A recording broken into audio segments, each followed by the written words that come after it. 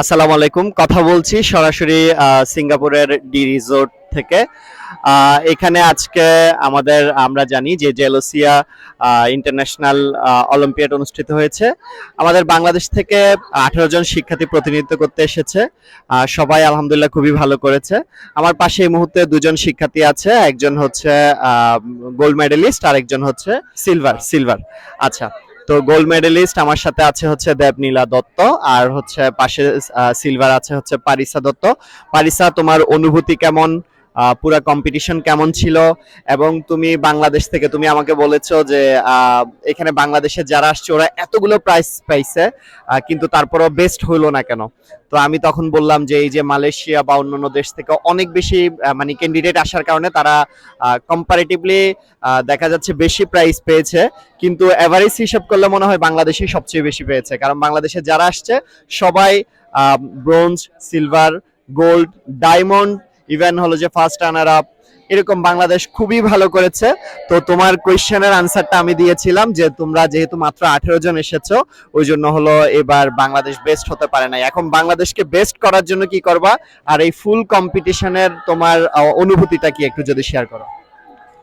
আসলে আমি আগেও বলেছি যে পৃথিবীর বিভিন্ন দেশে ঘোরা আমার খুব ইচ্ছা, এবং সিঙ্গাপুর একটি নতুন দেশ যেটা আমি ঘুরতে পেরেছি, এবং এটা আমার খুবই ভালো লাগলো যে কম্পিটিশনের মাধ্যমে আমি ঘুরতে পেরেছি। আর আমি এক্সপেক্ট করিনি আমি কিছু একটা পাবো, কিন্তু আমি এখন অনেক হ্যাপি যে আমি কিছু একটা পেয়েছি। আসলে আমাদের বাংলাদেশিদের অনেক স্টুডেন্টরাই অনেক ট্যালেন্টেড, কিন্তু বিভিন্ন কারণে তারা ট্যালেন্টটা প্রকাশ করতে পারে না, এবং এই ধরনের কম্পিটিশন সম্পর্কে অনেকেই জানে না, যার কারণে অনেকে পার্টিসিপেট করতে পারে না। আমি হোপ করি যেন নেক্সট ইয়ার আরো বেশি ক্যান্ডিডেট আসে এবং পার্টিসিপেট করেন। আর আমি হোপ করি যেন আবারও সেম ভাবে যেন সব বাংলাদেশিরাই কোনো না কোনো একটা পুরস্কার নিয়ে যায়, এবং নেক্সট টাইম যেন মালয়েশিয়া, ভিয়েতনাম আর ফিলিপিন্সের পাশেও যেন বাংলাদেশের নামটা থাকে। পাশে কেন, আগে থাকতে পারে না? আচ্ছা আচ্ছা, আরেকটা এই যে ও যেটা বললো যে আমাদের অনেক হিডেন ট্যালেন্ট আছে যেটা আমরা এক্সপ্লোর করতে পারি না, ঠিক ওরকম একজন হচ্ছে আমার ঠিক ডান পাশে যে আছে, সে হচ্ছে দেবনীলা দত্ত। আর তার ক্ষেত্রে যেটা হলো, আমার মনে আছে যে প্রথম দিন প্রথম দিন ওর মা ওকে খুব বকা দিচ্ছে, সে একটা ছবিও তুলতে চাচ্ছে না। তো পরে যে একটা ছবিও তুলতে চায় না, সে হলো মানে তার যে অ্যাকচুয়ালি কত ক্রিয়েটিভিটি, সে ফ্রেমে আসতে চায় না, কিন্তু তার ক্রিয়েটিভিটি তাকে ফ্রেমে আনতে বাধ্য করলো, যে কারণে যে এখন সাক্ষাৎকার দিচ্ছে বা হলো যে ও প্রাইস গুলো নিল। তো এখন দেবনীলা, তুমি বলবা যে তুমি কিন্তু, আমি যতটুকু বুঝলাম যে তোমার অনেক হিডেন মানে ক্রিয়েটিভিটি আছে বা অনেক হিডেন ট্যালেন্ট আছে। এখন তুমি বলো তো যে তোমার ফ্রেন্ডদেরকে কিভাবে, যে আমাদের ইন্টারন্যাশনাল অলিম্পিয়াডস এর মাধ্যমে তোমরা এখানে আসলা, আজকে এখানে এসে তোমরা বিশ্বের বিভিন্ন দেশের মানুষের সাথে পরিচয় হলো বা অনেকগুলো ফ্রেন্ডস হয়েছে বিশ্বের বিভিন্ন দেশের সাথে, ফ্রেন্ড, ওদের কালচারগুলো সম্পর্কে জানতে পারলা। এখন ফিউচারে ইন্টারন্যাশনাল অলিম্পিয়াডস এর মাধ্যমে আশা করি তুমি তো অবশ্যই আসবা, যে যেহেতু তোমার ফ্রেন্ড পারিসা বলেছে, এবং ফিউচারে তুমি অন্যদেরকে ইন্টারন্যাশনাল অলিম্পিয়াডস এর মাধ্যমে যে বিশ্বের বিভিন্ন জায়গায় গিয়ে বাংলাদেশের নাম কিভাবে তুলে ধরবে, সেটা তুমি একটু যদি বলো আর কি। Well, obviously, my main goal in these Olympiads are to represent my country with confidence. And obviously, I'll advertise all these Olympiads to my friends and classmates.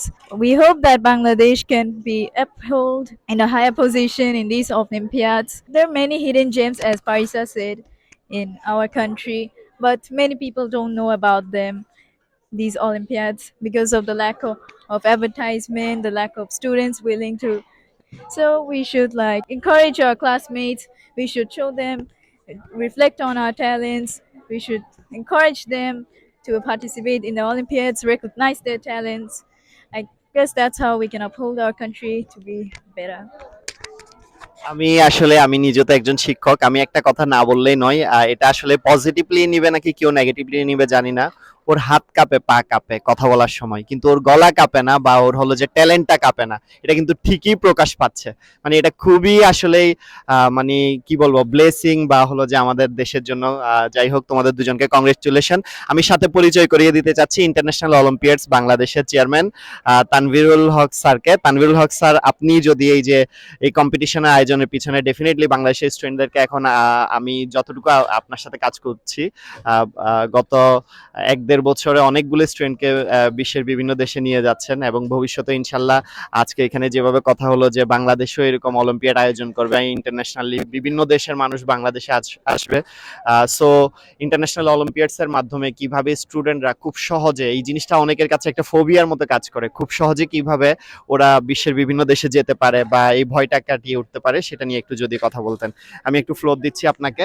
আসসালামু আলাইকুম, আপনাদের সকলকে অসংখ্য ধন্যবাদ। বাংলাদেশের মানুষ আমরা আসলে আধুনিক বিশ্বের সাথে তাল মিলিয়ে যেতে চাই।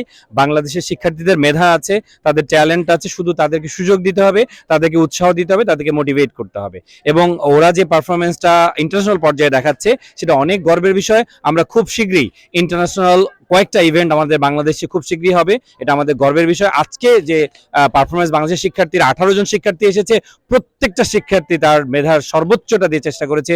সেই দীর্ঘ ক্লান্তি পেরিয়ে প্রথম দিনই আমাদের পরীক্ষা ছিল, সবাই জার্নি করার পরেও যে এত ভালো রেজাল্ট করেছে এটা আসলে অবিশ্বাস্য। সো সবচেয়ে বড় ধন্যবাদ দিতে হয় আমার সেই খুদে যারা মেধাবী এই শিক্ষার্থীদের, এবং আমি ধন্যবাদ দিতে চাই আমার যারা অভিভাবক, যারা অনেক কষ্ট করেছে, অনেক টাকা ব্যয় করতে হয়েছে তাদের কষ্টের জন্য, কিন্তু এই যে আনন্দটা, এই আনন্দটা আমরা পেয়েছি। তাই ইনশাল্লাহ বাংলাদেশের শিক্ষার্থীরা ইন ফিউচারে আরো অনেক দেশে গিয়ে তাদের মেধার বিস্ফোরণ ঘটাবে এবং একটা বিশাল সম্মান বাংলাদেশের জন্য নিয়ে আসবে। লাল সবুজের পতাকা সব জায়গায় উড়বে, এইটাই আমার বিশ্বাস। ধন্যবাদ। আসসালামু আলাইকুম।